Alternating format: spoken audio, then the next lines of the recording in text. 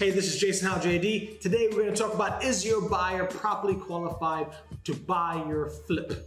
So this is video 23 of 365 videos, my journey from property flipper to actually private equity fund manager. So is your buyer properly qualified to actually buy your flip that you put your blood, sweat, and tears and money and all types of time into to make sure that you have a good product? So this is a very important actual issue. Why? Because it can take you for a ride for 30, 60, 90 days if you don't actually nip this thing in the butt, right? This is a very important kind of, concept that you have to have a system to properly manage, right? The best example I give you is one of my flips.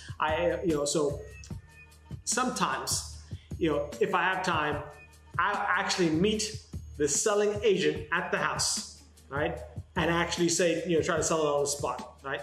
So in this particular example, the lady gets there and she's doing somersaults in the driveway, right? She really likes this house and she wants to, make a deal. So I tell her, listen, I'm a principal, right? And if you tell me the price, I'll tell you yay or nay right now, right? And she says, all right. She goes and, huddles with her agent, and they come back and they give me a full offer on the spot.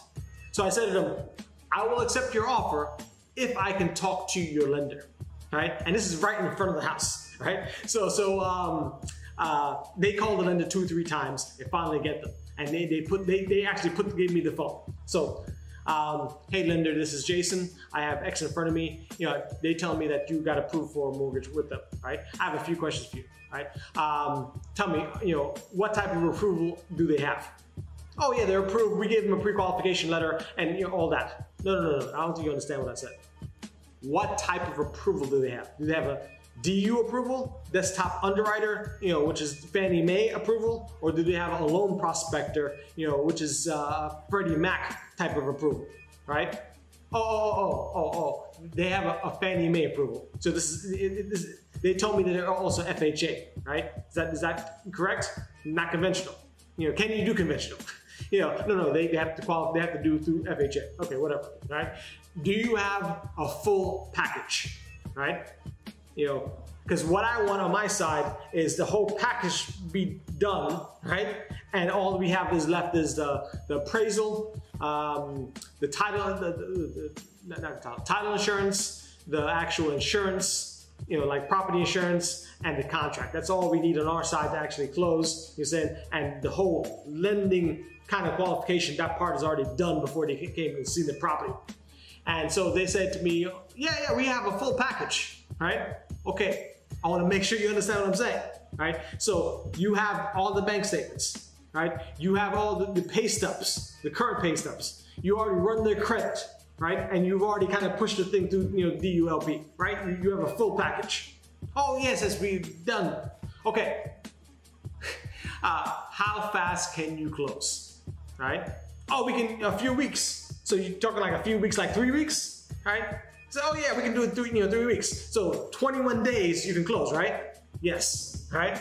Okay, so we're gonna sign up the contract, therefore, for no financing contingency, right? Meaning that, you don't have to worry about them getting a mortgage because you're telling me you have a full package, right? Also, it's 21 days to close, right? You understand what I'm saying? Yeah, we can do that. Okay, that night, we put together, the actual email to everyone, right? Which is title company, selling agent, buyer's agent, and us saying, these are the terms, and this is the actual closing date. I want to say like a few days pass, because we're like on top of this thing. Then we email the lender, hey, what's going on? When is the appraiser going to come out, right? Let me call you back. Red flag. Red flag number 1, right? So, call back in a few days, right? Actually, they call us, right? They call us, they have to back out of the deal, the actual lender, right? They found something in the credit report, right, that was detrimental to the actual file, right? So I get on the phone with the lender. Listen, I asked you specifically up front, right, if you had a full package, and part of that is actually, you call the lender, right? You doing the credit report thing, right? And he says, oh, no, they had something in their credit report that was above and beyond, we had to do extra work on. So what you're telling me is that this is not, they didn't have a DU approval, right? This is a manual underwrite, meaning the person's credit score is so bad, right, that they have to do a manual underwrite because DU won't accept it, right? This is pertinent information that you should have told me up front. You lied to me, right? Oh no, we didn't lie. I told you that this is a work in progress. No, you told me it was done, right? So, my point, right? Very important that, because if I didn't nip this in the butt easily, this could have went 30, maybe even if they asked for extension, 45 days, right? Before, they would have told me that they couldn't get this thing done, right?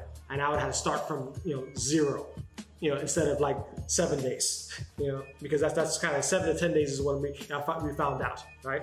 So, and that every day that you don't actually close is money that you don't make, right? So 3 main questions I ask is, what type of approval is this? This kind of sets the tone that, you kind of know what's going on. Because they have to sell their mortgage on the secondary market. There's only 2 buyers, Fannie and Freddie, right?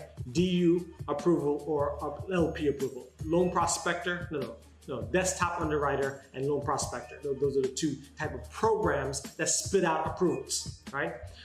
Second question is, do you have a full package? In a full package, if it's full doc, right? It's the actual, bank statements, pay stubs, credit report, and the actual DU approval, and any other things they have in there if they need more stuff.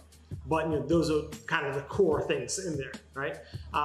Lastly is how fast can we close? Because I want my money, right? But any which way, another reason why we do this is so that we can kind of really tie the person into the deal, and don't have because the realtor is going to say one thing, and if the lender says another thing, I have ammunition to say, hey, listen, the lender says you can close faster. I don't know what you're talking about, right? And usually I win with that kind of negotiation, right?